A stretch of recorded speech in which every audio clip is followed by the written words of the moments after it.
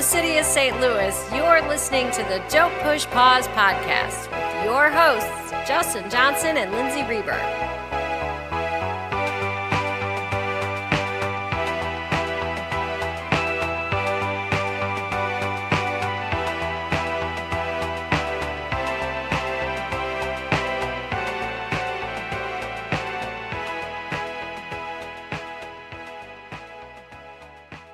Welcome again to the podcast. Hello. Hey, Lindsay, how are you? I'm very excited about this movie. I am too.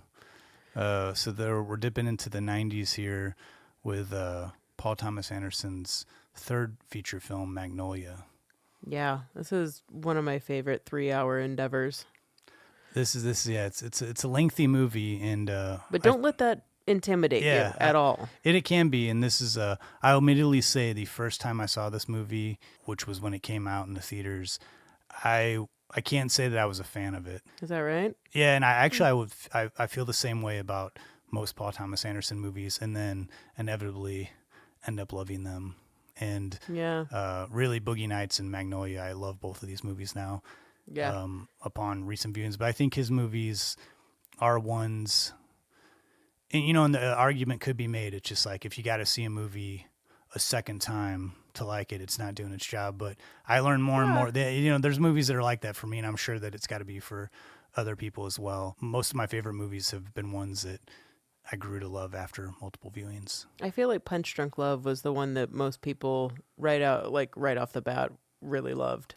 Yeah, and that's one of his. I think it's his most quirky, and it's 90 minutes. So it doesn't have like an intimidating running time. Yeah. One thing I will say about Magnolia, though, is that for as long as it is, I've watched it so many times in the past 2 weeks, and it moves along so quickly. And we've done, when we did Casino, that's another 3-hour movie. That movie also moves along at a quick pace. But this one, there's just so much going on that I feel like I'm always seeing something new when I watch it. Yeah, this movie to me was very much like watching All the President's Men. There's just so many characters. It takes like a first watch for me just so that the second time I'm like, okay, I know who all these people are and how their relationships are connected. One thing when people talk about this movie, it always seems daunting or overwhelming or like it's hard to understand, but I've never found this movie, and by people we're saying most of what we read that people write on IMDb. Yeah, like what either or I mean people that I've like talked to, like I definitely do know some people that really like this movie, and I've also known some people that don't appreciate this movie. As an overall consensus, it's always felt like it's so involved or just confusing, but really I've never found this movie to be confusing because it is very much a straightforward story, and we'll of course get into that. I do think that there is one section of this movie that is confusing, and we will talk about that because there was an omission, a character that was cut who is connected to some of the other characters, and I think without that information given, it does make a few sections of the movies not unforgivable, but a little confusing. For this discussion, this is definitely a movie I think that is up there on a list of movies that have been analyzed. This movie came out 20 years ago. A lot of essays written on this movie. A lot of discussions have been had on this movie and what things represent. And by analysis, I'm definitely talking more about people's interpretations of something. We certainly do that a little bit on the show, but for this movie, because there's so much analysis on this film already, we kind of wanted to talk about it from more of like a factual standpoint and some of the making of the movie, like we talked about, like a character was omitted, and then what Paul Thomas Anderson put into the movie, that we pulled from interviews from him on why he did certain things, and then certainly, a little bit about what we got out of it, but I didn't want this to be so much like analyzing the film. What's the meaning behind this, man? Yeah, which, is fun to do. Yeah. And it's fun to talk about, but we wanted this to not go in that direction so much because otherwise this podcast episode would be longer than the actual film. Just to hit on a couple things I know we just said, but we will talk about Paul Thomas Anderson, a little bit about his career, talk about the making of Magnolia. Also, lots of themes in this movie. We'll talk about the cast quite a bit. A lot of cast members that had come back from Boogie Nights and Hard Eight, but then also the new actors that were incorporated into Paul Thomas Anderson's crew and what they brought to the movie. Probably hit on some of the aesthetic and style, I would imagine, of Paul Thomas Anderson and kind of, things that he's carried throughout his or what he's known for in his films. Well, speaking of Paul Thomas Anderson and his earlier films, that leads me to my pick of the week, which was Paul Thomas Anderson's first feature film, also starring one of his cast that he uses in a lot of his movies, Philip Baker Hall, and that was the movie Hard Eight. I can't wait for you to talk about that one. And you went for a non-Paul Thomas Anderson movie, but also a intertwined kind of story, or multiple stories interconnected. Multiple stories, not necessarily all interconnected, but all connecting to one person who's experiencing multiple people's stories, and also features, coincidentally, 3 actors from Magnolia, and that being this independent movie from 97 called Chicago Cab. I haven't seen that in a long, long time. Mm-hmm. Didn't it also go underneath the title called 3 a.m. as well at some point? Hellcab. Hellcab. That was the other name of That's it. Right. Yeah. I'm looking forward to that. I got to rewatch that movie. I should ask you to. I meant to bring it over tonight. I'm so sorry. I meant to bring it over tonight, actually. So we'll do our picks of the week after Magnolia, and then, as always, we'll round things out with our Murray moment. Before we get into that, before we get into our first clip of Magnolia, could you sort of, if you can, this is a tough one to do a summary for because it's just so involved, and maybe we'll go into the characters a little bit more when we do the cast. But if you can just sort of somewhat give like a short description of what this movie's about. I would say this movie is a very intricately woven tapestry of interconnected characters that all kind of stem off or around a quiz show. The quiz show is not the main focus, but somehow they're all related to this, and 2 families stemming off from this that have to deal with either issues of death, loneliness, failure, regret, and all of this happening in the span of one day. You kind of lose track of time, the fact that it is all happening in one day, but it is this snapshot of just this moment in time of things happening at a almost breakneck, erratic pace, and all kind of coming to a head for an ultimate climax with some type of resolution that feels like it's been brewing for a very long time. There's That's just good. so much involved. There's a lot. It's just, That was good. We'll get into a little bit more about the plot of this movie, the structure. And for our clip this go around, because there is so much going on in Magnolia, we're just going to go with a trailer, actually. Yeah, I think that's the best move. Here's a trailer to Magnolia. Then we'll come back. We'll talk about it. Perfect. Now, what I'm going to do is I'm going to read a line to you from an opera. I want you to give me that line back in the language in which the opera was originally written. And for a bonus $250, you can sing it. I'm Stanley Spector. There is the story of a boy genius. Willa Cather, Thomas Kidd, Jean-Baptiste Clairmoyer. And the game show host. I'm Jimmy Gator. Live from Burbank, California. First question for 25. This French playwright and actor joined the Béjart troupe of actors. And the ex-boy genius. I'm Quiskett Dunny Smith. I used to be smart, now I'm just stupid. There is the story of the dying man. I'm Earl Partridge. I have a son, you know. You do? Find him. I'm Frank T.J. Mackey. His lost son. What did he say? Because I am not going to take care of him. What does he want? And the dying man's wife. I'm Linda Partridge. I took care of him through this, Alan. What now, then? Me and him. Do you understand? There's no one else. No one else. The caretaker. Hello. I'm Phil Parma. See, this is the scene of the movie where you helped me out. And there is the story of a mother. I'm Rose Gator. You come home soon after the show. I love you. Love you too. And the daughter. I'm Claudia Wilson Gator. Now that I've met you, would you object to never seeing me again? And the police officer in love. I'm Officer Jim Curring.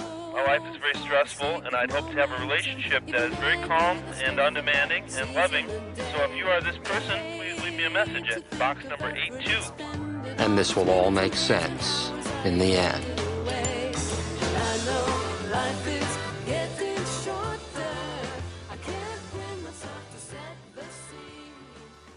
So again, I know we've said this like 3 times, this is a long movie and there are so many characters, and because one of the sort of reactions that I've heard from people is that this is a very confusing movie and there are so many characters, and I don't necessarily disagree with that. So I think what we're going to do for this first discussion is we're going to go character to character and then kind of like, say who they are, say what the relation is, and then kind of talk about the actors and then work in some themes and stuff. So our first discussion is basically going to be covering all the characters that take place in Magnolia and what their relations are. And then hopefully, just by doing that, it's kind of weird. It's like, even when you wrote down your notes there of like all the characters, how they're connected. Yeah. It's somehow the second time I watched the movie, it was like a lot more comforting. So can, if this helps in any way, I think that's awesome.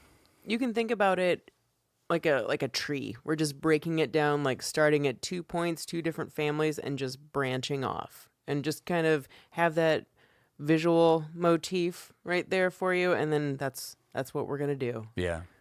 So before we get into the characters, we'll kick it off with themes first, because there are a lot of themes in this movie. A big theme in this, I think, is failure, loneliness, what you had mentioned. Everybody in this film seems to be on like the brink of struggle. Everyone's going through one of the more intense moments of their life. Generally in a movie you have one character who's going through the most intense moment of their life, and then there's the fallout that the other characters are dealing with it or they're being supportive. But this is a film where you have every single character's going through some sort of like intense emotional transformation, and they're also like conflicting with each other. And so every moment of this movie is just like really, really, it's just like a fast heartbeat. Yeah.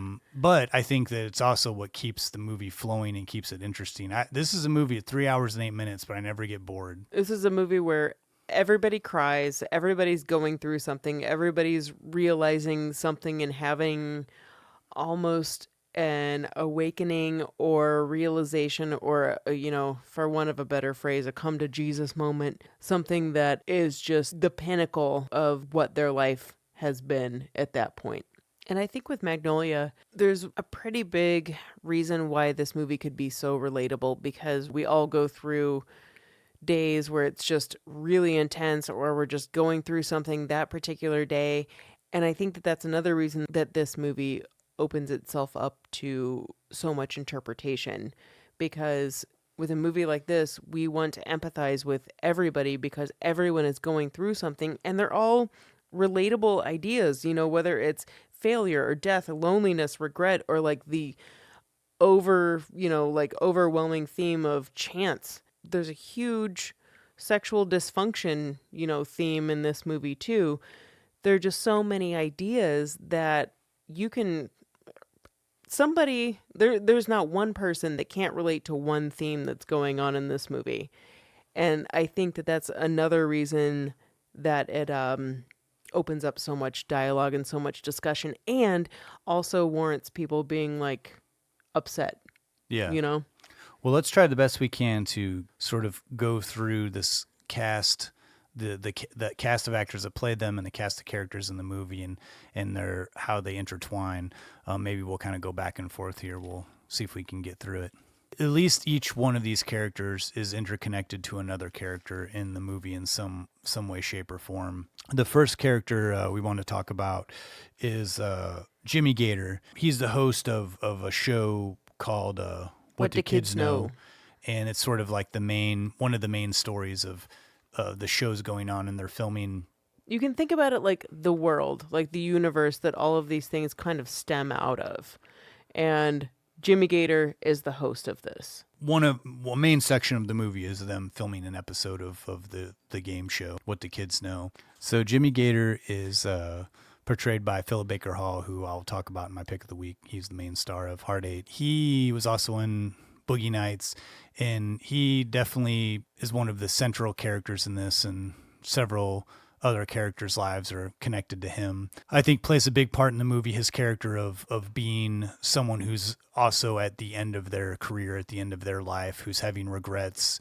Seriously, at the end of his life, he's been diagnosed with cancer. Yeah, and we have two main characters here who have been diagnosed with the cancer. So this is a cancer movie in some ways, not your typical cancer movie, but definitely deals with those hardships. And so you've got Philip Baker Hall, who the host of the game show, and then the producer of the game show, who had been a producer for years and years, is portrayed by Jason Robards, who is on his deathbed in this movie. And he was also in real life had come close to dying from his illness, which he did pass away, I think, before this film came out, if I'm correct. Yeah. And this was definitely his last film role. And Jason Robards had mentioned that he had dropped, like over 40 pounds due to his illness. And when this script came to him from Paul Thomas Anderson, who had kind of written it with him in mind, he thought it was very fortuitous that it had come to him at this point in life, and was kind of like, yeah, it makes sense that I would actually do this part. So you have Philip Baker Hall, who hosts the game show, Jason Robards, who's on his deathbed. He's produced the show all these years, and has been like a big Hollywood producer, TV show producer. And then Philip Baker Hall, his wife, portrayed by Melinda Dillon, who you might have recognized from Harry and Henderson's or Close Encounters or The Mom in A Christmas Story. She confronts him about infidelities. Then the story gets even more intertwined and their daughter, Claudia Gator, portrayed by Melora Walters, who was in also in Boogie Nights. She doesn't want to speak to her father, Philip Baker Hall, because there's a insinuation that he sexually abused her. When he confronts his wife about this, it pretty much ends their relationship and ultimately makes him want to end his life. This theme, oh yeah, how we get to that, and hold on to that little nugget about Philip Baker Hall's character wanting to kill himself. We'll get to the climax all of this movie. Yeah, the part about possibly him molesting her as a kid, or whenever that was insinuated to happen, it's so interesting to me because we don't know that right off the bat. And we just know that the first interaction that they have, she is so violent towards him, just like, what are you doing? Get out of here. Get out of here. And as the audience are like, why is she so mean to him? He's telling her, I'm dying. Why won't you talk to me? And it's such an interesting dynamic because it's set up like we don't really know if he did do this, and when he is talking to Melinda Dillon's character, he's like, I honestly don't remember. And are we to believe that he really doesn't remember because Melinda Dillon's character is like, yeah, I'm sure you don't remember. And that is a very Paul Thomas Anderson thing that he does in most of his movies, where we get this like very violent and explosive reaction from a character, something that a character does, some sort of motivation that we're not giving the information on why they're doing it till way later. It's a mystery until he reveals like what the deal is. And that's something he does in like all his movies, but certainly a lot in this film where we're not given the information right off the bat. It's not a straightforward story. You just kind of have to go along for the ride and take things for face value. And then, you're given a little bit of information later on. And I think that is one part that adds to the intimacy of this movie and makes you feel like you are stepping into this particular day in this life, and you don't know what's the truth, but through the one scene that sticks out to me is much later. It's towards the end of the film, and it zooms in, like the camera zooms into a painting on Melora Walters' wall.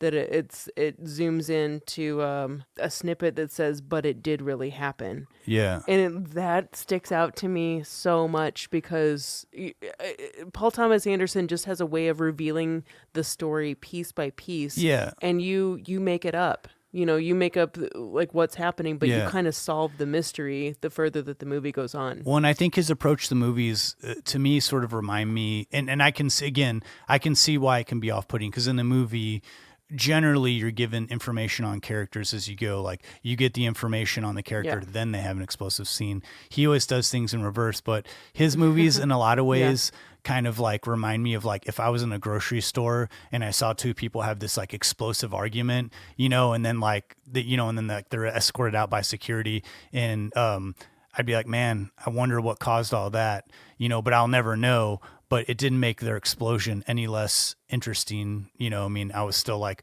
way involved, but Paul Thomas Anderson gives you that fight in the grocery store, but then he goes on and gives you what led up to that taking place. That's why I think his movies are, I like his reveal information is part of the fun for me. Yeah. It's giving the audience credit to figure out the story.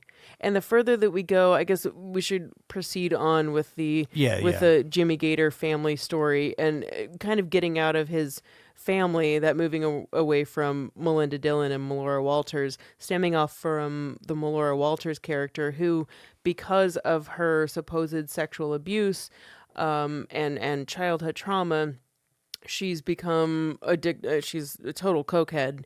And I don't know how many times we see her doing multiple lines in this movie. It's caused her to be a drug addict and caused her to kind of engage in like kind of just miscellaneous sex that, she's not really even caring or thinking about or whatever. And this leads to her introduction to the character, the police officer, Jim Curring, who's played by John C. Reilly.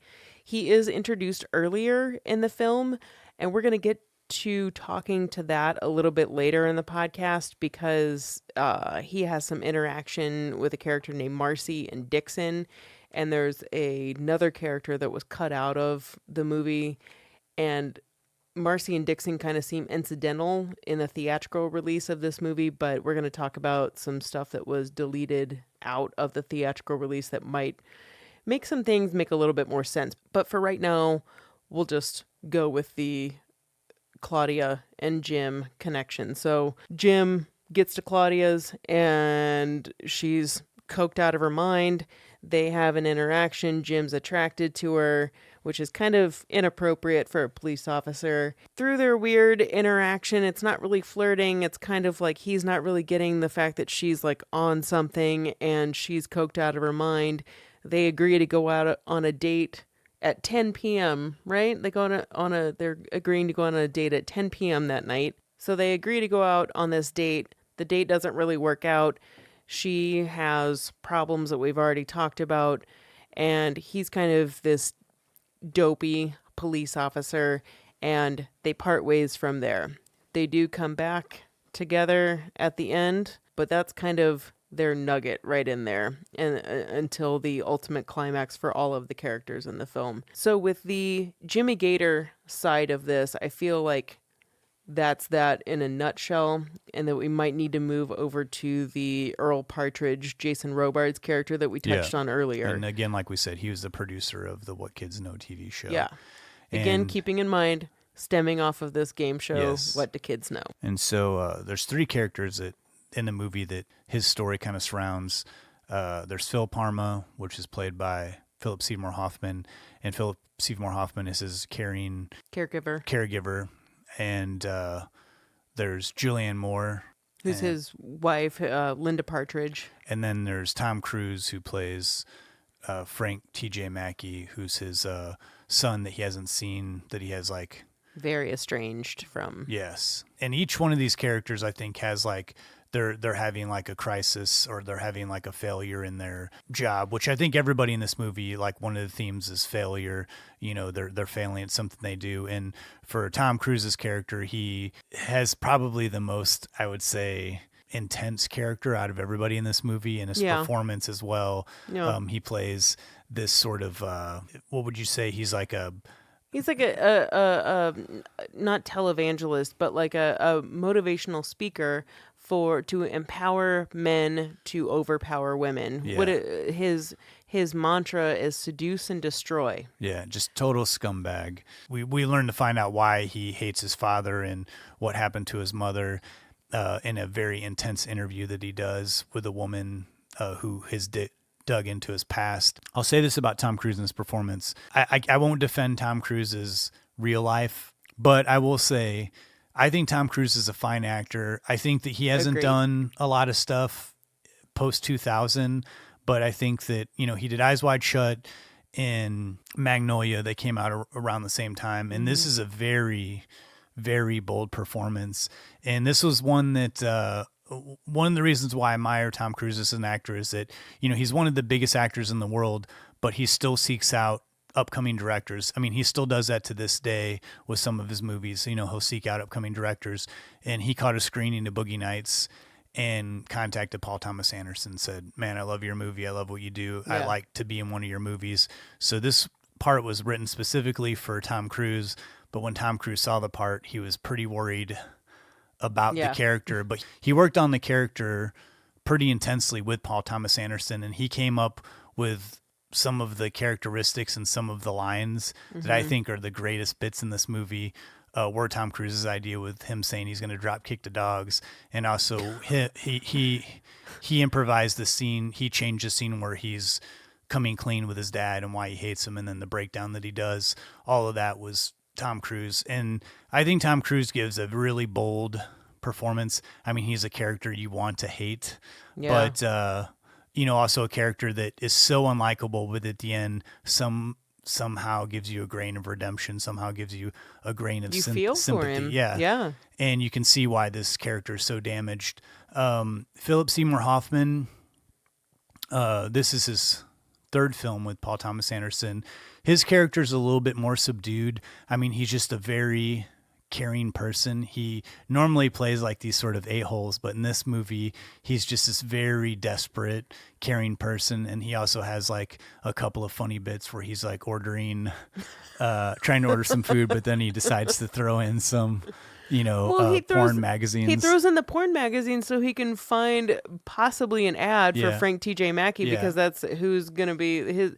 Frank T.J. Mackey's demographic is going to be looking at porn magazines. So, but they're all interconnected. Not that there's anything wrong with porn. I'm just saying. Yeah. And then, of course, we finally have Julianne Moore, if you want to take this one for me. Man, I love Julianne Moore's character in that so much. So she is the, I want to say, like, trophy wife that married the Earl Partridge, Jason Robards' character, initially for money. She clearly admits this in the movie. She admits it very early on to, I believe it's the family attorney. And as Jason Robards is dying, and as he's been sick, she's had this moment of realization, and she's like, I married him for the money. I married him, for this and this so I could get his money at the end. But now that he's been sick, I feel terrible, and I love him. I've fallen in love with him, and I care about him, and I don't want his money. And I want to be written out of the will. I want to do something. She's basically so messed up over watching her partner die that she's fallen in love with, and has extreme guilt. And she's cheated on him. And Jason Robards' character, later in the movie also admits he cheated on his first wife as well. There are all of these, all of the characters, I mean, maybe not all of them, but a better half of them have a lot of these moments where they confess. And Julianne Moore's character, confesses that she's done all of these terrible things, and she feels awful for all of the things that she's done. And she just wants to make it right before he dies, especially with the will part of it. She is tormented over it, because if she were to renounce the will, all of that would go to the misogynistic, terrible Frank T.J. Mackey, who's the only other person in the family that anything from Jason Robards, anything from his estate would go to him. And she's like, no, he's the worst person in the world. I don't want anything going to him.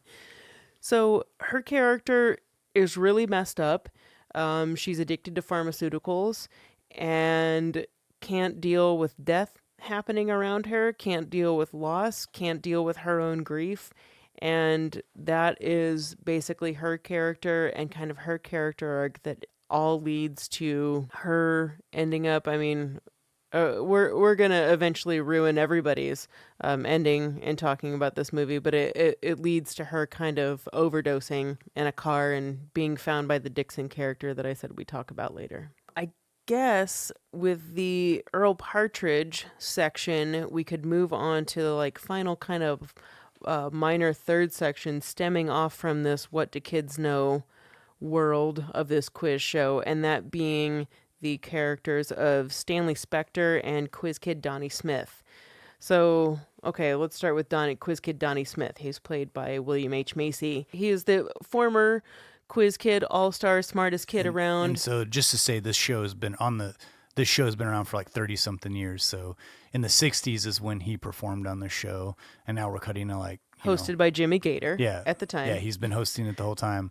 Yeah. William H. Macy's character was on the show as a kid, and now we're cutting to like, and he won 30, like, $1 million or whatever. And now, and that's been his life's, the peak of his life was when he was on the show as like a 10-year-old kid, and now he's, this is like 30-something years later, and his life isn't going too well. He works at, is it a TV appliance, kind of electronic store? And he even got this job based on his like acclaim. His celebrity. Which is fading fast. And also he was like struck by lightning. So he's like he doesn't quite have the brain that he used to have. Along with not really being able to move past what happened to him, like kind of being this, what so many kids in Hollywood deal with, like celebrity kids that peak, at an early age, like a lot of them do end up in, in drugs or like whatever, and kind of like fizzle out. I would equate that with the Donnie Smith character. With him, the other subplot of him is that he's in love with and doesn't really know how to deal with it. He's in love with this male bartender and has this obsession with wanting to get braces like this male bartender that he has. This male bartender also has braces, and he thinks that maybe if he gets braces that he'll love him too. And it really plays into one of the, themes of kind of being lonely and being sad and just wanting love and wanting to give love and just not knowing how to go about that. So that's Quiz Kid Donnie Smith. And again, like everybody, they all have a climax at the end of the movie. But let's move on to the final main character, which is Stanley Spector, who is the who is the contemporary version of Donnie Smith. And he's been winning on this show for multiple weeks. So this is What Do Kids Know? This game show. Current. This is right now. Yeah, this is right now happening. So while this entire day, everybody's experiencing these lives, Stanley Spector is on the show. And I think Stanley Spector kind of represents, everybody else in this movie is older, and they're sort of like, their lives they're probably not going to change. They're like stuck in whatever life they've built for themselves. And Stanley's character could lead that same path, and I feel like his is the beginning where he's already finding dysfunction and unhappiness in his life, and he sees how, I think that this movie, his character kind of represents that. He's like a prophet character. Yeah, he's a prophet, and he's the most self-aware character of everybody in this movie at the age of 10 or 11. Mm-hmm. And I think that, we're seeing the dichotomy of where people are, the beginning and end of like a life, and how you can fall into a pattern. And I think his character really strongly represents putting an end to a pattern, putting an end to my life doesn't have to be this way. This could be the path I'm on, and this could be like what I'm supposed to do because I'm good at something or whatever. Shows like the beginning of a life, the beginning of seeing dysfunction and being able to address it, to change it, so that he doesn't end up like all the other characters in this movie. That's exactly it, Justin.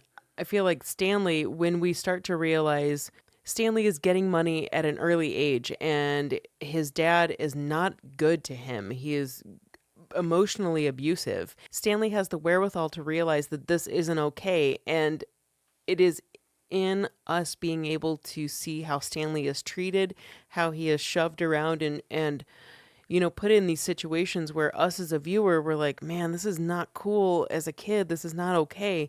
We start to understand that this movie, this whole opus of Magnolia, is about parental and child relationships and the dysfunction that can happen within them. And the adult characters that we see, of course, not everybody, but a lot of the main characters we see, like Frank T.J. Mackey and the Melora Walters character, we see that they are the product of having really crappy dads for whatever their reasons. But Stanley Spector represents the beginning of that, which all kind of culminates like everyone else, like we've said. Everybody has their moment of realization, this rebirth at the end of the movie. And Stanley's, I cry multiple times in this movie, but Stanley, we can get to this part later if you want. But I think the biggest theme in this is definitely parent-child relationships.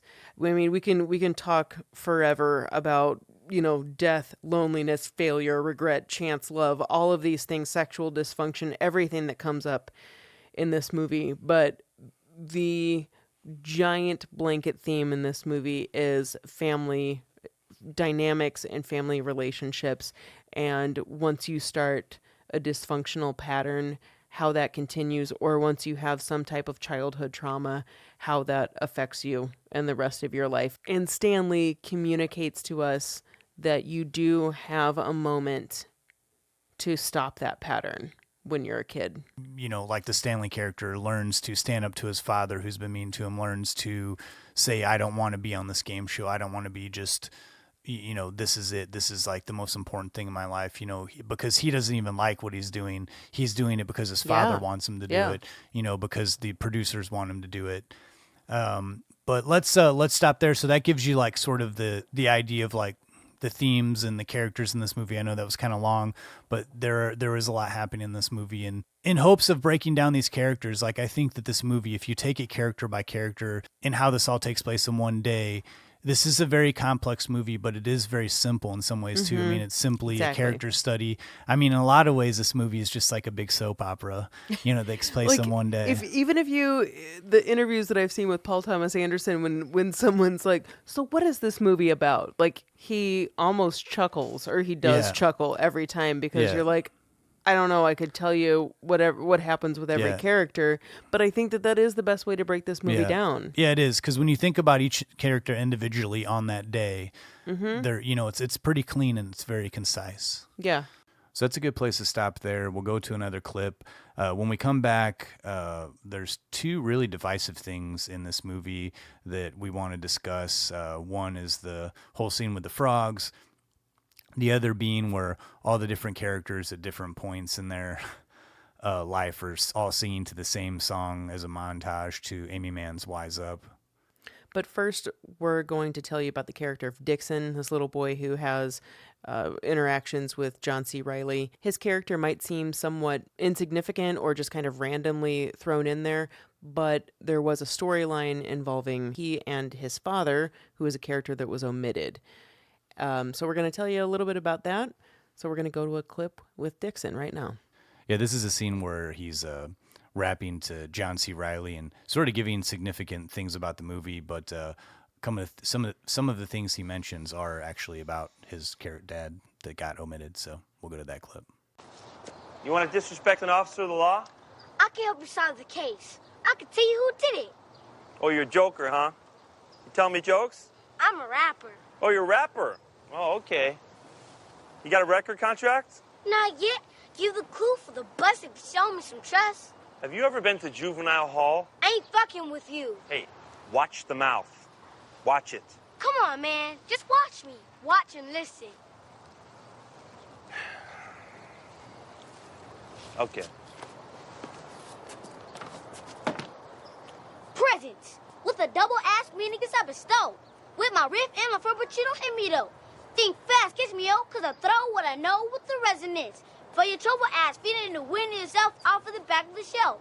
Jackass, crackers, body stackers, dick two niggas, master pain, yo. Hold it, homeboy. I don't need to hear that word. Living to get older with a chip on your shoulder, except you think you got a grip, cause your hip got a holster. Ain't no confessor, so Buster, you better just shut the fuck up. Try to listen and learn. Oh, cut it, Coolio. I've had enough with the mouth and the language. I'm almost done. Finish it up without the lip. Check that eagle. Come off it. I'm the prophet, the professor. I'm going to teach you about the worm, who eventually turned to catch wreck with the neck of a long-time oppressor. And he's running from the devil, but the debt is always gaining. And if he's worth being hurt, he's worth being painted. When the sunshine don't work, the good Lord being raining. And that shit will help you solve the case. Okay, whatever that meant. Sure, it's real helpful, Ice-T. Did you listen to me? I was listening to you. I told you who did it, and you're not even listening to me.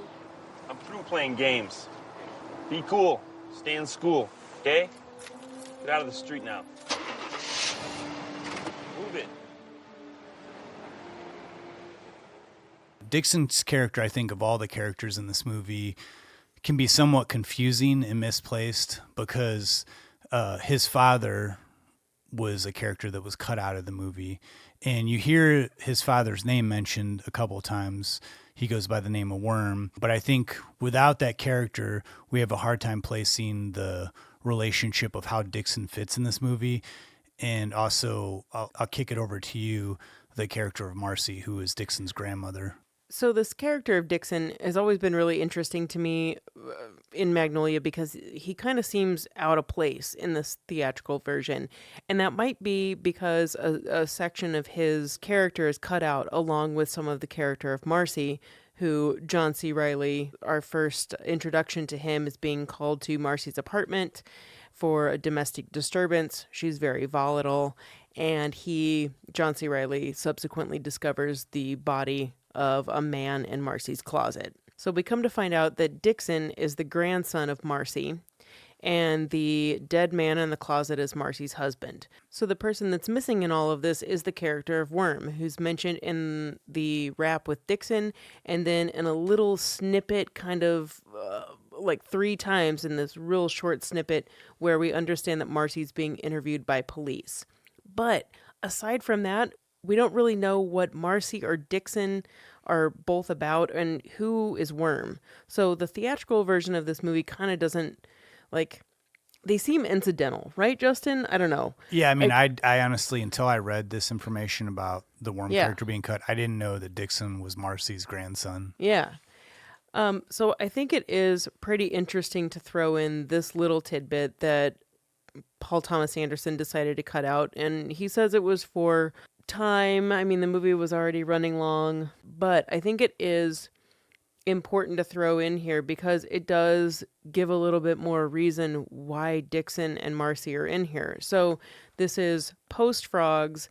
This is post everybody's kind of moment where they have this realization. Everyone in the movie, not just Marcy and Dixon, like everyone in this movie.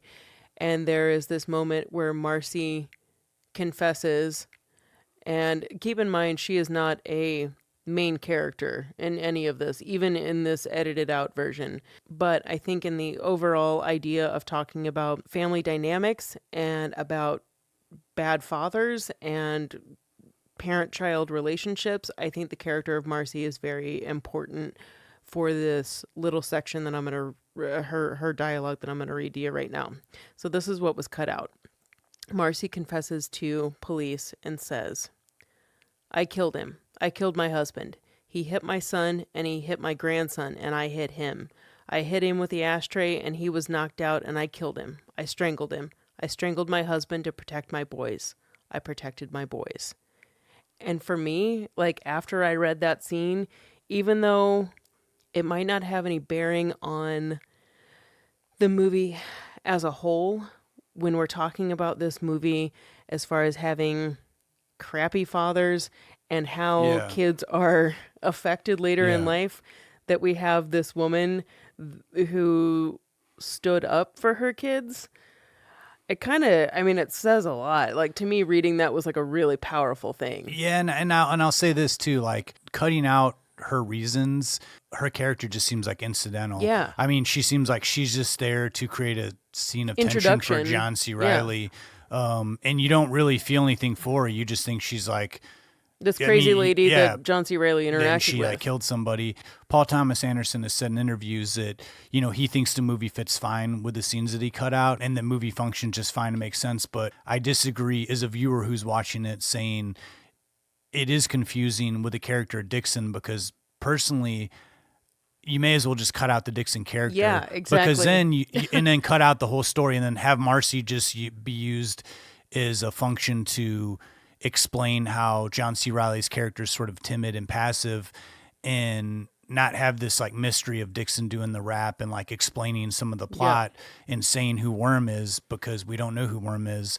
And I think that, he cut out this whole section, these intertwined characters that I think would have been very fascinating and would have, like you said, sort of pushed that agenda and plot of like these crappy fathers who have, abused their kids and how it causes all these dysfunctions in the second generation of characters. Yeah. Again, he cut out stuff because the movie was already running 3 hours and 8 minutes. But, like when you have a movie this big, if it warrants a running time, it warrants a running time. And you know that I'm a stickler on like, I hate these bloated running times of movies.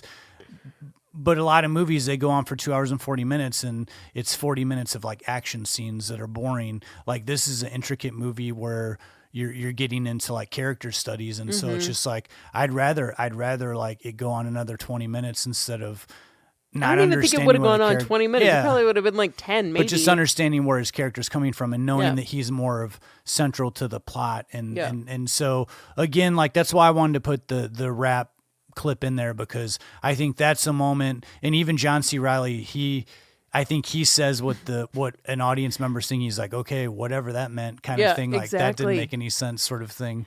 You know? And it makes you feel even like, okay, upon first viewing, you might not think about the character of Marcy or Dixon again, but when you go back and rewatch this movie, that's when you're going to think about why are they in this movie. Yeah. And John C. Reilly's, his reaction is exactly how you feel first. Yeah. But that they had a reason for being in it is important. Well, and it makes more sense, like knowing this information. That's the thing, is like I watched this movie without having read all this, and then as we did research, coming to find this information out, when you watch it after hearing this information, the movie does play differently, and it does make more sense. There is this very, very tiny scene where the police are interrogating Marcy, and you hear the name Worm come up. And to me, that's always been a scene that was just like this fast flash. Like it didn't, you know what I mean? And there's so much going on. That's always been kind of forgotten to me. And now that I know this information about the character of Worm, why not just cut out all of it? But now that I know this information, that scene makes a little more sense. But it's still, that's the only thing about this. I think this movie is pretty straightforward, except for the omission of Worm and his family members, and they kind of it's kind of convoluted a little bit. And again, I agree. Like they should have just cut out the Dixon character, left the Marcy character in as a way to show where John C. Reilly's coming from, but just leave it at that, not go back to this, mystery. And, it's funny that you say mystery, because I think that there is some sense of mystery to this movie in general. And keeping that in there, I would definitely say that Paul Thomas Anderson would say, it keeps with that element of like mystery, a little bit of this, of you like trying to figure it out. Like we've said before, there's a lot of things that are open to interpretation. But this is just one of those things for me. I just want to ask him, like, why didn't you take all of it out? Or at least the Worm stuff. Well, and I've read some interviews with Paul Thomas Anderson where he's like way far removed from Magnolia, like recent interviews with him when he brings up Magnolia. I think he said in interviews, if I could go back in time, I would tell myself to chill the hell out and cut 20 minutes. And I think if he cut 20 minutes, he would have cut out the Dixon stuff. He probably would have cut out. I think he would have, said, you know what, if I'm not going to tell the whole story, why tell only a portion of it? Well, we need to wrap our talk up on Magnolia, but we don't want to not mention two elements of this film that I think are the most controversial, because they're the most out of the ordinary for a director to use in a movie. One is the raining of frogs that happens in the film, and the other is the use of each character singing along to Amy Mann's Wise Up song.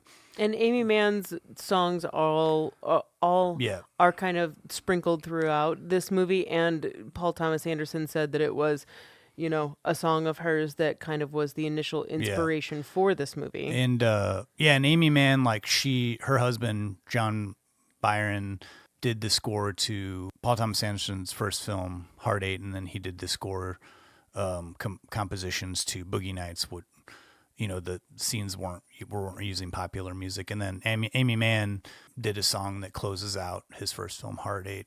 So he had this relationship with these two, using the same folks. That's pretty cool. And so we'll first start off talking about the very controversial Raining of the Frogs scene and kind of what that's about and why Paul Thomas Anderson.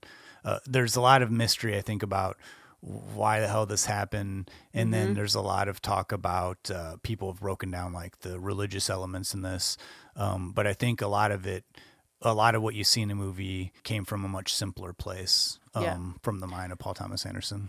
All right, so as we said, one of the most controversial aspects, or one aspect of this movie that some people have a problem with, is the rain of frogs that happens. Now, throughout this movie, one thing that Paul Thomas Anderson does is give the weather forecast or current weather about, I think it's 3 or 4 times throughout. And in one scene towards the end, all of the rain stops and then a rain of frogs happen. A lot of people have opinions. A lot has been written about this rain of frogs. Here's what we're going to say.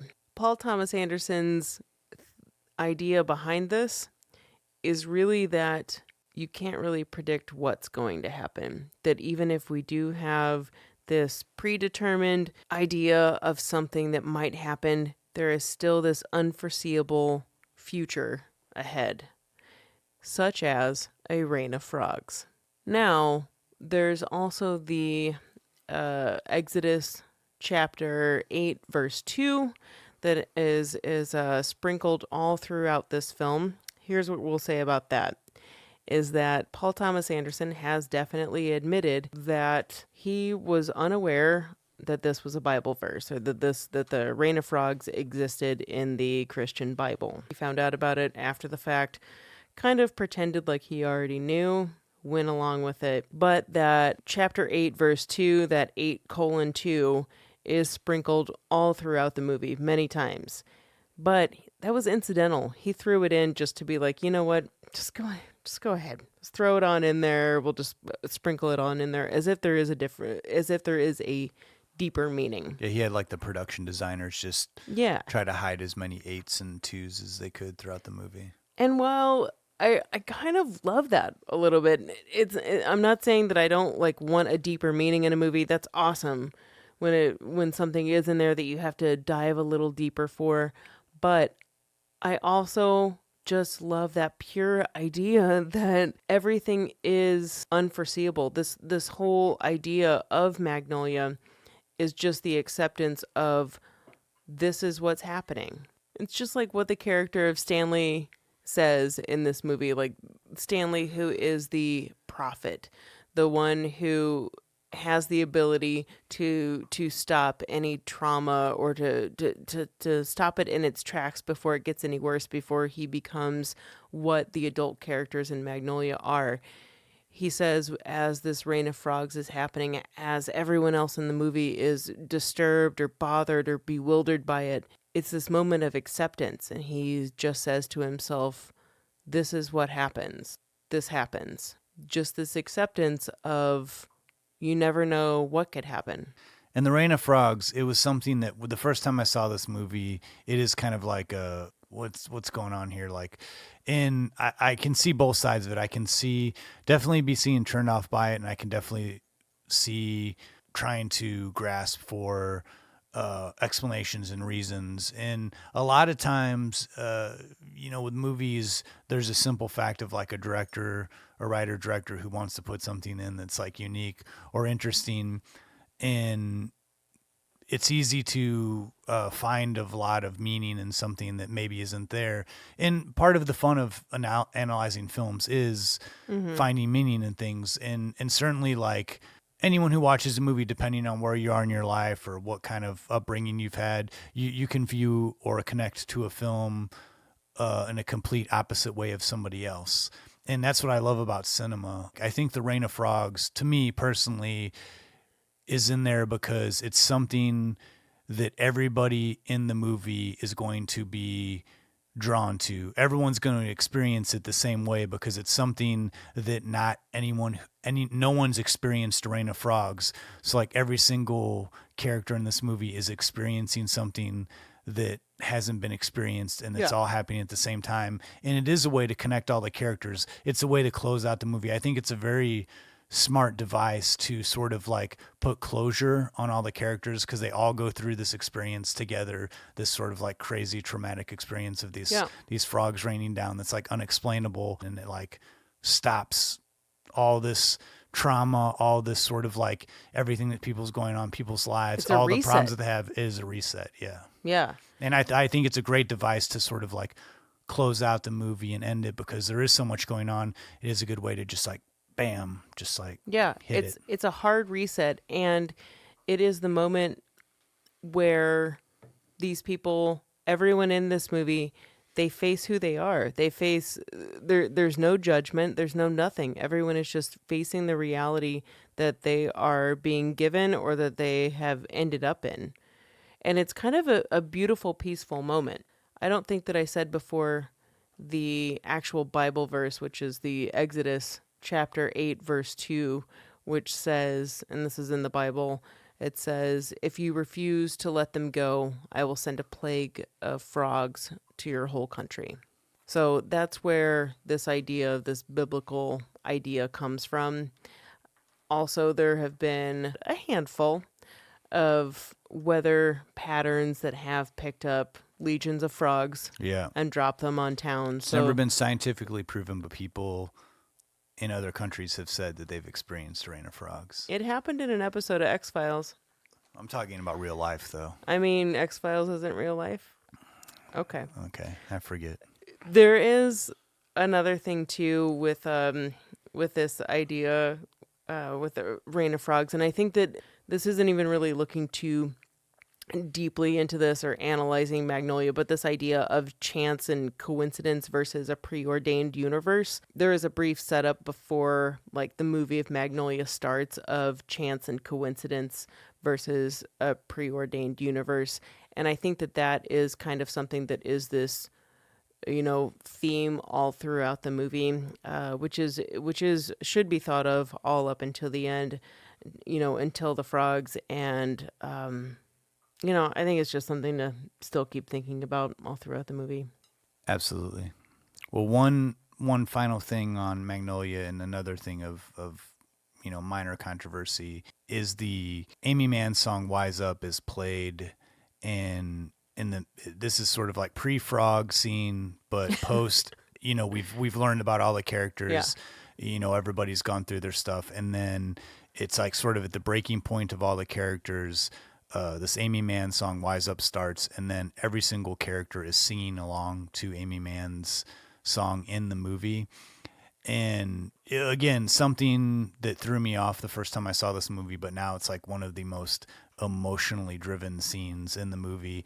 And I think it works as a great device of not making these interactions with characters so random, like bringing them all together to say that they're all going through the same thing at the same time. They're not alone in the fact that everybody's going through this, and the lyric being, it's not going to stop until you wise up, I think is like pretty profound, and really kind of hits it there. Like it's so literal for the story, and it's a simple thing, but it is something that's like, addressing, the first step to solve a problem is like realizing that you have a problem and what that problem is. Yeah. And I can see how that scene is jarring, but again, to me, I love it because it's same with the Rain of Frogs.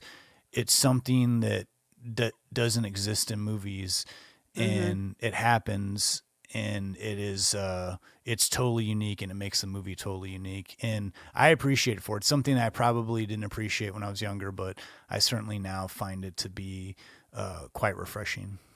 If I'm into a movie, I'm going to accept whatever you're throwing at me, as that's the reality of the movie. That's the reality of what I'm choosing to sit through, because this is the artistic vision. This is the movie. Now, with Rain of Frogs, this is something that happens in the narrative, in the story. With the Amy Mann song, it's almost like if all of the characters happen to be listening to it on the radio, that would be something that's happening in the narrative.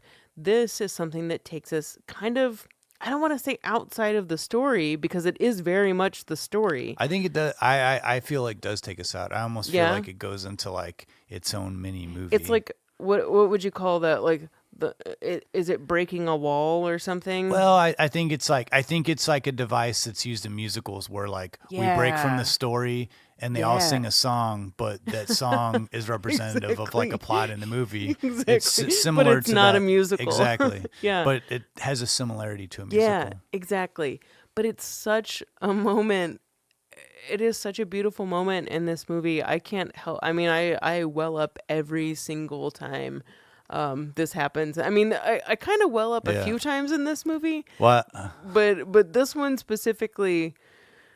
Well, that was rough. like a lot of times when we have the opportunity, we'll watch the movie together for the first time. Yeah. And before we do the podcast, we watch on our own and do our notes and research, but we'll try to just do a first watch with each other. Yeah. And I think this is a movie where it's like, we're kind of talking about the movie, jib-jabbing while the movie's going on. Then like it came to that scene, and it was 3.5 minutes of silence. Just like totally silence, and at the end, it's like good scene, very, it's a good one.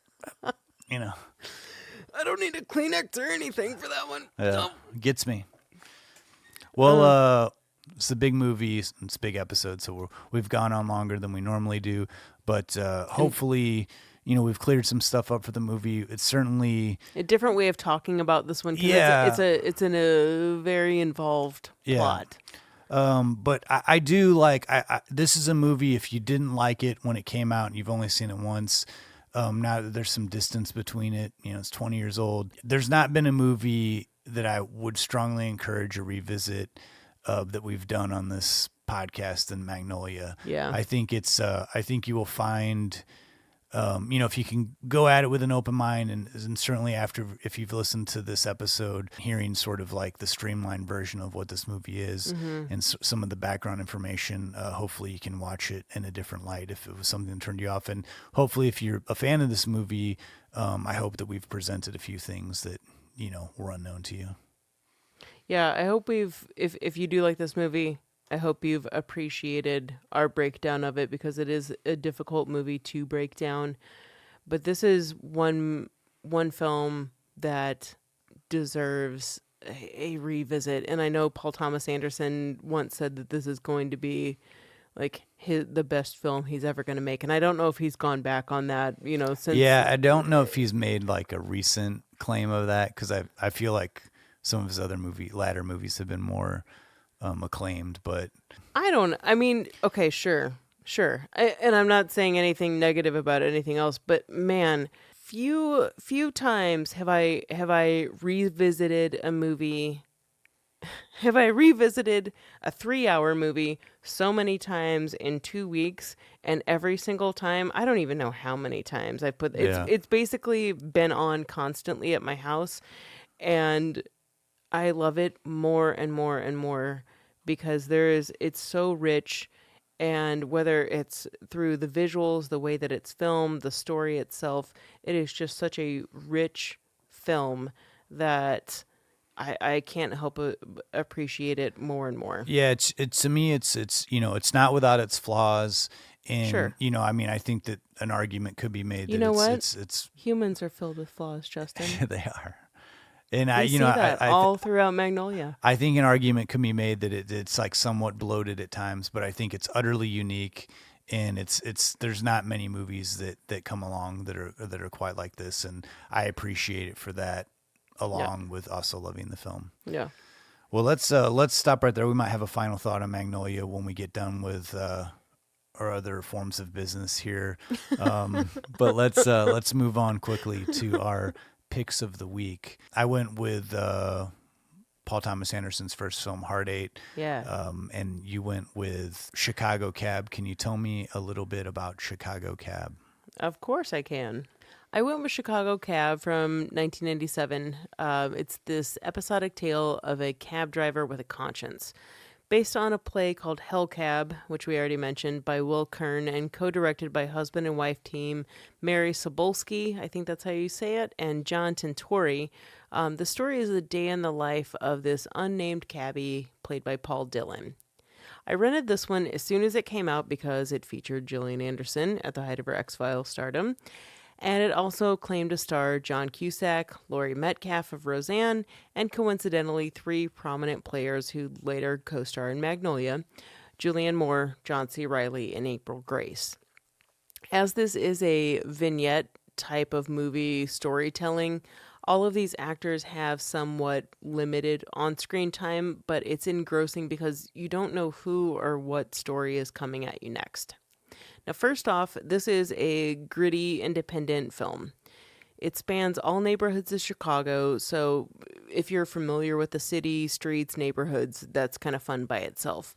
But secondly, and most importantly, you have to give yourself over to the idea of experiencing an entire day with a guy whose name you don't know, interacting with over 30 strangers getting in his cab, all in various life situations. Some stories are trite or what you might expect, like a lady in labor, a really mean person with car trouble, a guy complaining about Dylan's driving, and so on, in the story taking place during the heart of the Christmas season.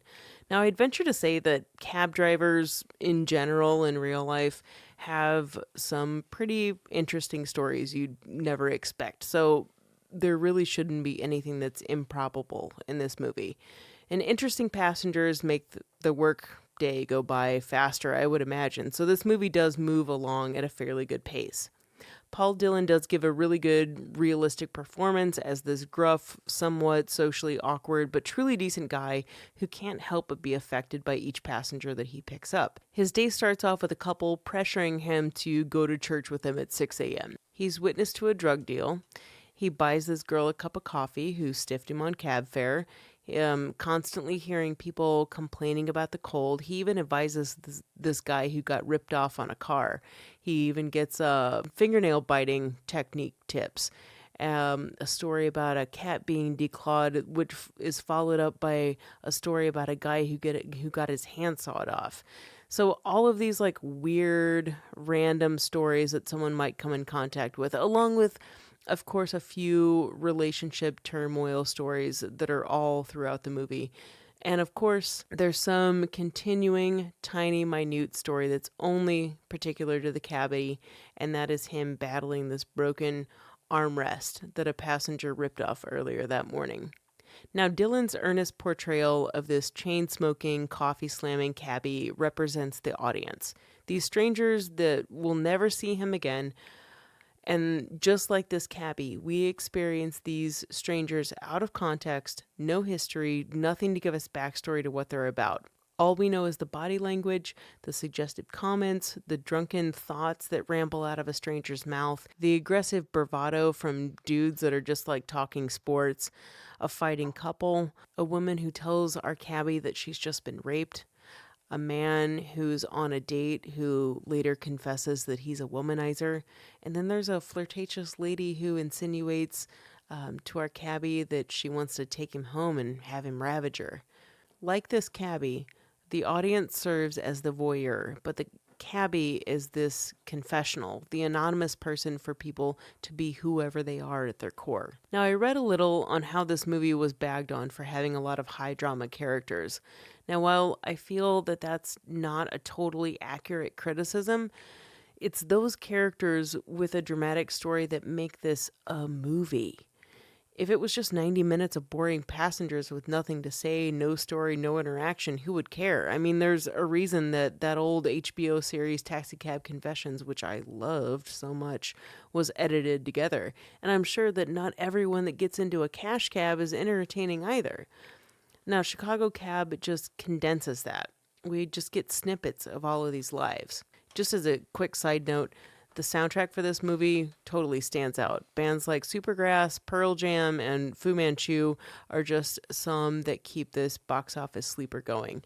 The kind of dirty alternative jams really help alleviate Dillon's irritation during the long day of irritation and the edgier that the character becomes.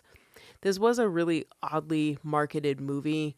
It opened at the Chicago International Film Festival and only had a 2-screen run, so it really wasn't a barn burner. The original title was the name of the play, Hell Cab, but it was marketed as this unsettling movie, and the trailer certainly insinuates that. But let me assure you that if you look up this trailer, it is nowhere near what it insinuates. John Cusack's section is about as scary as it gets, and that's just him being a total creeper in a well-shadowed backseat of the cab. The only thing scary about this moom is the cross-section of jerks that this cabbie runs across. But you know what? Work with the public a little while, and you may find that this movie rings a little too true. So if you are so inclined, seek out Chicago Cab. It's certainly packed with a lot of stories and, you know, quite a few celebrity cameos, which I wasn't able to track down how they all got involved with that. But this movie is very easy to lose yourself in.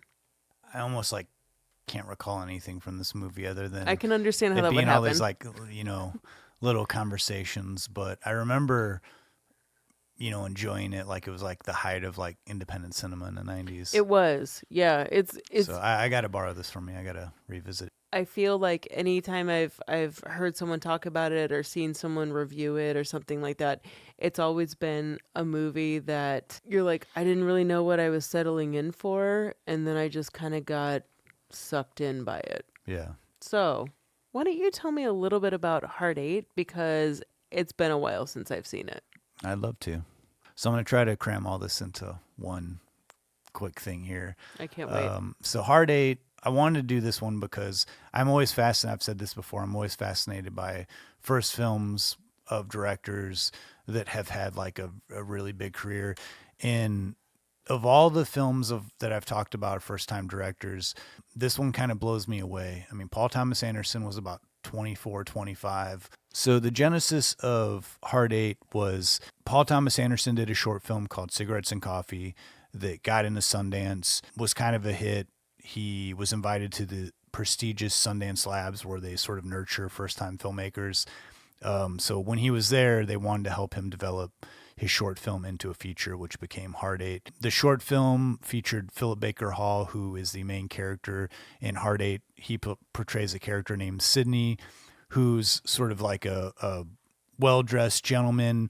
In the beginning of the film, he happens upon John C. Reilly, who's sort of like a loser down on his luck character. Philip Baker Hall agrees to help him in some ways turn his life around. He's going to help him earn some money so that John C. Reilly can pay for his mother's funeral. In the beginning of the movie, we sort of get that Philip Baker Hall's character wants to help him. So he takes him to a casino. Philip Baker Hall shows John C. Reilly the ropes on how to make money at a casino and how to like do these sort of little, I won't want to call them scams, but ways to kind of bend the rules a little bit to make some money. And then we cut to 2 years later and we kind of see that they sort of have this father and son relationship now. Like John C. Reilly really looks up to Sidney, the Philip Baker Hall character. And then we're only introduced this is a very small film. We're only introduced to two more characters. We're introduced to the character of Clementine, played by Gwyneth Paltrow. She's sort of plays, I really love her performance in this, but she does sort of play the hooker with a heart of gold character. But there is some depth to her character. And then there's also the character of Jimmy, who's sort of this sort of hustler type character that works in and out of casinos, who befriends John C. Reilly character. Jimmy is portrayed by Samuel L. Jackson. And Samuel L. Jackson does a great job. He had a lot of heat on him. He was coming off of Pulp Fiction, and this was I think a role that was like perfectly suited for him. But anyway, they're, much like Magnolia, these characters have these like intertwining relationships. Ultimately, the John C. Reilly character falls in love with Gwyneth Paltrow's character. She has taken on a client that she has sex with, but this client didn't pay her the money. So John C. Reilly gets involved, beats the character. They try to extort him for the money, contact his wife, say, we're going to kill him if you don't get the money that he owes us. But then they realize that their plan wasn't really thought through very well, and they sort of panic. So John C. Reilly calls Philip Baker Hall and says, I need you to help me out of this jam. Philip Baker Hall shows up and, basically says, you guys are idiots. You didn't really think any of this through. He helps them clean up the situation by telling them to go to Niagara Falls, because they also let him know that they just got married. They have eloped. And so he tells them to get out of town. He'll clean up the mess. So they leave.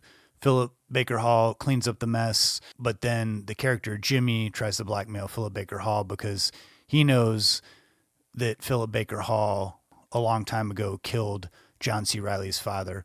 And it's at that moment, and like I said in the Magnolia discussion, Paul Thomas Anderson does these things where he introduces characters. And in the beginning of this film, you're kind of wondering, why the heck would this Philip Baker Hall, well-dressed gentleman, help out this loser guy, in the beginning of the movie? And it is revealed that, he felt like this sort of responsibility to help him out because he's killed his father. And Samuel Jackson basically says, I'm going to tell John that you were the one that killed his father unless you give me $10,000. And he also reveals that Philip Baker Hall in his past was sort of this gangster. He was kind of like a hard-edged kind of guy. And so Philip Baker Hall says, I'll give you $6,000. It's all I got. Please don't kill me. So he gives Samuel Jackson the money. Later on, shows up at his hotel room and kills Samuel Jackson and calls John C. Reilly and Gwyneth Paltrow while they're on their honeymoon, says, everything's fine. The guy that you guys beat up was in the hotel. He's totally fine. Everything's good. And then, it ends on him sort of hiding blood that's on his cuff. He's back at the cafe, he's back at a cafe again, drinking coffee. So this is a very small film. It's very subdued, but it's, visually it's very striking. The cinematographer that has worked with Paul Thomas Anderson on most of his films, this was their first collaboration together. This is a very tightly structured film. It's all about the dialogue. It's all about the characters, much like Boogie Nights and Magnolia. And really most of his movies, it's not so much about the actions. It's about the characters and where they are in their lives. And it really digs in deep. It kind of just blows me away that someone who was like 24, 25, wrote and executed this movie in the way that he did. Philip Baker Hall is amazing. Philip Baker Hall was someone who was always kind of like a really small character actor. I mean, you'd seen him as like the IRS boss in Say Anything in the 80s. He was a police commissioner in Ghostbusters 2. But like he did one movie in 1984. It was like a one-man show type deal that Robert Altman filmed. Philip Baker Hall played Richard Nixon, and the movie was called Secret Honor. It's a movie that I have not seen yet, but reading up on Heart 8 made me want to check that movie out. But that's the movie that Paul Thomas Anderson saw Philip Baker Hall in, and he grew up watching him, so he wanted to get him into the movie. So he sent him the script that, for the short film. He ended up playing the same character in the feature. And yeah, this is probably one of the few movies where he's the main character, and he's so sly. He's so intelligent. I mean, every word that he says and the way he says it is just, you're there. You want to hear every single bit of dialogue. And this being the first movie from Paul Thomas Anderson, he had a lot of problems. The production company that helped him produce the movie, they recut his entire film. They changed the title. Originally, the title was Sydney. They said, you're going to make it Heart 8. Well, Paul Thomas Anderson was totally upset about this whole thing. And so when he went into Boogie Nights, when he had the script of Boogie Nights, New Line Cinema said they would produce it. He said, I had this terrible experience on this film. Unless I get final cut, unless I can do what I want, I don't want to do it. And so they're like, just take it easy. And he's just like, you don't understand, this production company totally recut my movie. So Paul Thomas Anderson got an advance on Boogie Nights. So he had already had the script. They were already in production.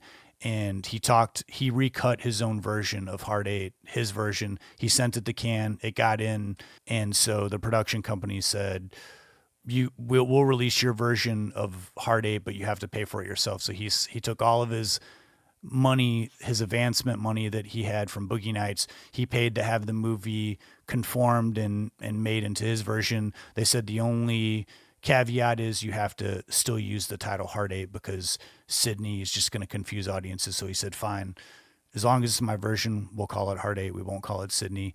And so that was the history of Heart 8. But again, you can tell that he really loves this film. On the DVD that I have, he's got multiple director commentaries, and you can tell that this is like his baby. Like it was a frustrating experience for him, but in the end, he really was able to do the vision that he wanted. And I will say this is a movie, if you're a completist like me, it's worth it to check out this movie to see the beginning of a filmmaker's career. And also, just lastly, a very tiny 3-minute scene with Philip Seymour Hoffman that is absolutely awesome. And as far as I've researched, Philip Seymour Hoffman improv the entire scene. If you just Google or if you just YouTube Philip Seymour Hoffman Heart 8, you should watch that scene. It's totally great. So that's Heart 8, Paul Thomas Anderson's first movie. That's awesome. That was a great summary of that movie. Thanks. I was trying to get in the summary also there's so much behind the scenes stuff that really fascinates me. I know that, Paul Thomas Anderson is really proud of this one. Man, I can't wait to revisit Heart 8, though. Well, I can loan that to you. I've got it right here for you. But for you listeners at home, both Chicago Cab and Heart 8 are available for free on Tubi TV right now. And we'll keep this going. Here's your Murray moment.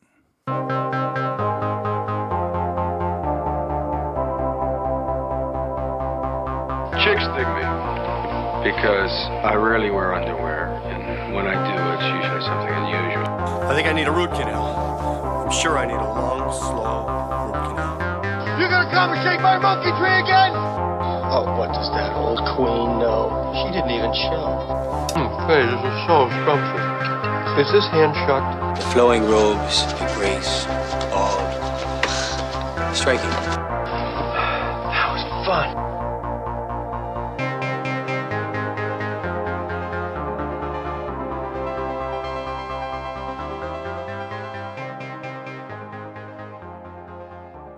Now, one of the strongest themes that runs throughout Magnolia is that of loneliness. And though the Murray brothers are so naturally comically inclined, Billy also built his career on that of playing characters who have a serious streak of loneliness running throughout their veins. Whether the characters he plays embrace this notion, rebel against it, relish in it, are consumed by it, or even defy it, maybe one of the reasons Billy is so beloved is because the man can accurately portray one of the realest emotions that's so difficult to talk about. There is that little discussed subject of loneliness. That is a great taboo, isn't it?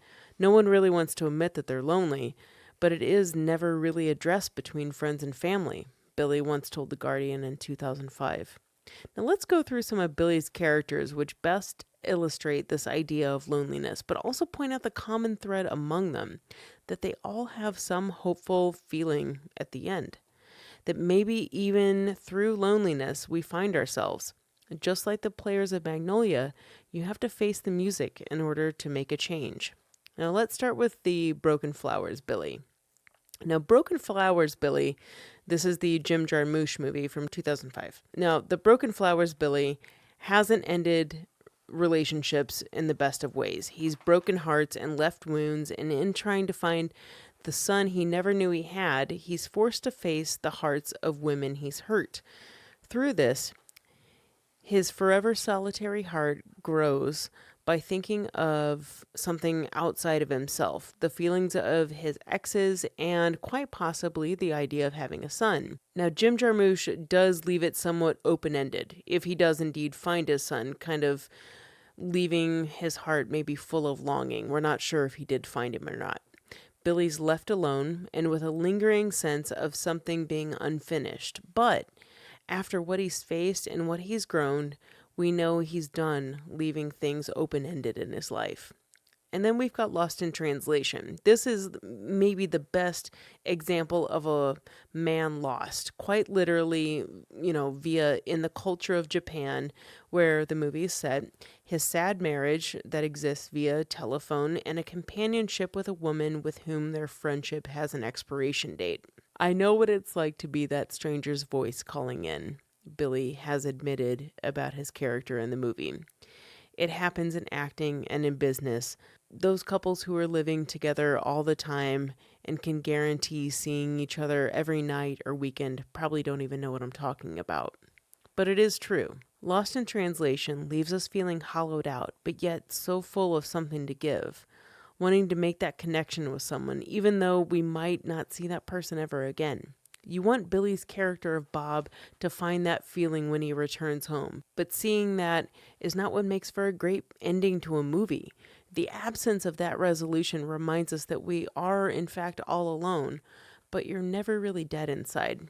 And one could even say the same thing about The Life Aquatic with Billy as Steve Zissou. Billy is a determined lone wolf at his core, trying to get right with this loss in his heart. Zissou is never physically alone, but there is a degree of loneliness that lingers. Even through his quest in finding this rare shark that ate his friend seems like a solitary mission until he's rallied around and supported and finally at peace when they find this dastardly yet beautiful beast. And then there's Scrooged, which is a play, of course, on the Charles Dickens novel A Christmas Carol. Billy plays Frank Cross, a jerk TV exec who hasn't known joy since the day the love of his life left him. He's become hardened, mean, and an ugly person. And with Dickens's Scrooged, at the end of the movie, Frank faces his metaphorical demons and leads him to this ultimate awakening, almost like a rebirth, a new man, a reminder of the good guy he once was and still is. And then there's Bob Wiley in Frank Oz's irritatingly fantastic film, What About Bob? On the surface, this is a stalker comedy, really, but let's look deeper. Bob Wiley is a man suffering from multiple phobias: obsessive-compulsive disorder, severe anxiety, agoraphobia, dependent personality disorder, and all of this is the comedic version of the inner conflict someone with all these issues might really be suffering through. Bob's best friend is his fish. His previous therapists all have basically fired him as a patient. A guy like Bob is full of goodness, overcaring, and love. Bob wants to be better, he just doesn't know how. Of course, stalking his new therapist and family while on vacation isn't the best way to take baby steps to grow as a person. Sure, it's really weird, but Bob isn't a creep. He's just lonely. He wants to connect, but he doesn't know how to express it other than to insert himself into his therapist's family. Bob's not malicious and he's not a jerk. And Bob's story is one of a guy trying to figure out that he can be a stronger person, face the world, and allow himself to enjoy life instead of being terrified by it. And I know I've talked about this movie before, Billy's Baby from 1984, The Razor's Edge. We watched this blissful, boisterous beginning of Billy's character, Larry, fall into being lost and alone after returning from war, affected by death and everything that comes along with PTSD. Now, Larry is floundering, quiet, contemplative, not knowing where to pick up after this has happened in his life. And feeling misunderstood and like he needs to find himself, Larry moves to France, which causes his fiancée to leave him, knowing that he's not going to come back to fulfill their cookie-cutter life she's always wanted. Larry goes on a mission of self-discovery. He goes across the continent to India through this series of solitary meditative journeys, reads every book possible, and is more present in any interaction with any person he comes across. He's recentered, he becomes enlightened, and has come full circle to find himself, but now a wiser and deeper version of who he was before the war. All right, I'm going to finally round out with his crowd favorite, last one here, Harold Ramis's masterpiece, Groundhog Day. Again, Billy finds himself as this self-centered jerk, Phil Connors, who is comfortable in his grumpiness. We all know the story. Phil relives the same day over and over again until he gets it right. Maybe the idea of loneliness doesn't jump out immediately, but Phil must be completely broken down, go through despair, anger, predictability, and the disconnectedness of experiencing the same day over and over. But once Phil decides to live each day to the fullest, to open himself up to others, to accept the idea of only living one day and really trying to enjoy it, Phil changes his entire outlook on life. Now, it may have taken him 10,000 attempts at the same day to do this, but Phil emerges as a changed man. No surly demeanor, no pushing people away from him.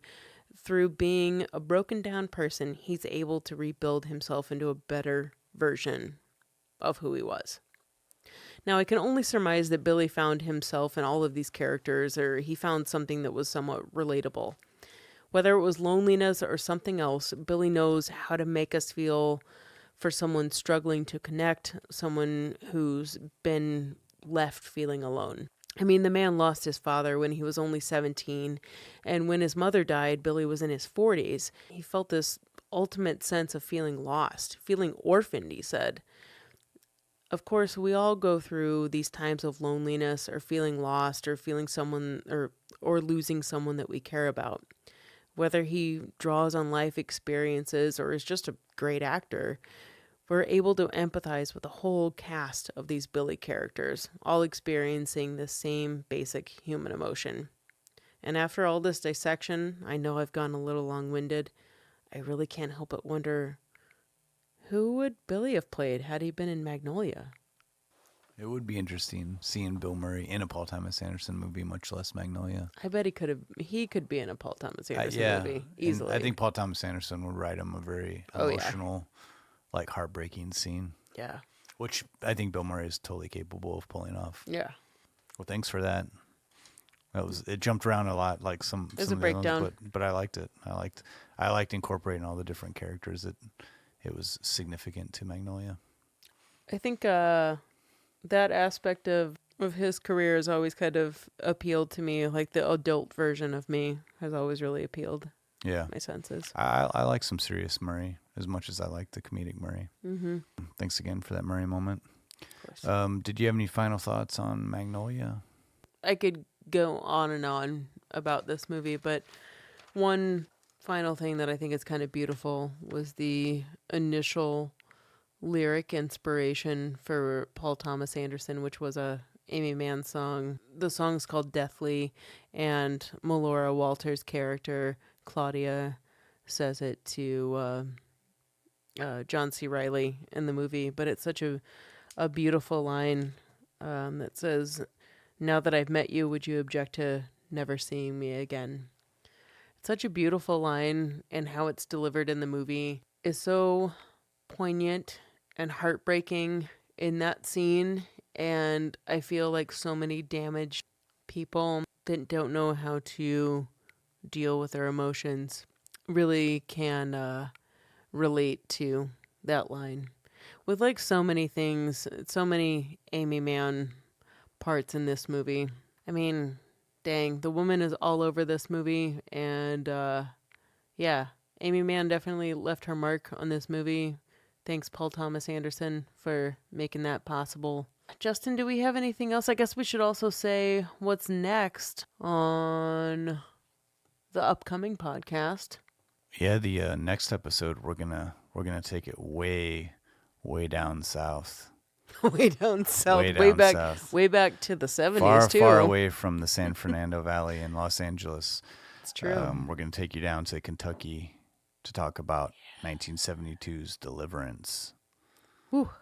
And when's the last time you've seen Deliverance? It's been probably like 4 or 5 years. I've seen it fairly recently. Yeah, I probably saw it last year. You actually were the one that suggested this, and I got really excited. Like, all of a sudden I started thinking about all the different things we could talk about, and I realized that our podcast is like movies of the 70s, 80s, and 90s, and we've really only done, we've got like, how many episodes? 30-something odd episodes, and we've only done one 70s film, so, we need to kind of get another 70s movie. We've talked about some older movies. We have, but we need to get another main feature 70s movie under our belt to kind of like, qualify for talking about 70s movies. It's true. So we'll be doing John Borman's classic Deliverance. And I know this was podcast ran a little bit longer than normal, but I hope you've hung with us. I hope you've got something out of our discussions on Magnolia. If you want to follow us on social media, we're on Instagram, Twitter, and Facebook.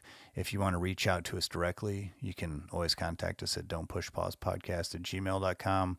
And you can also check out our website, don'tpushpausepodcast.com.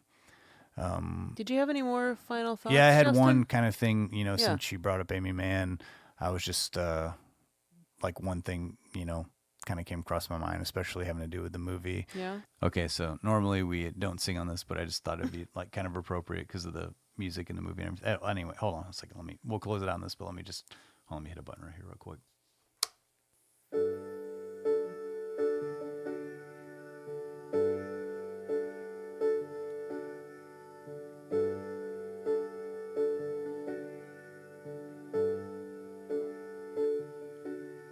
It's not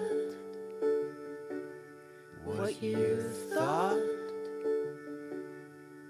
when you first began it. You got what you want. You can hardly stand it though, but now you know it's not going to stop. It's not going to stop. It's not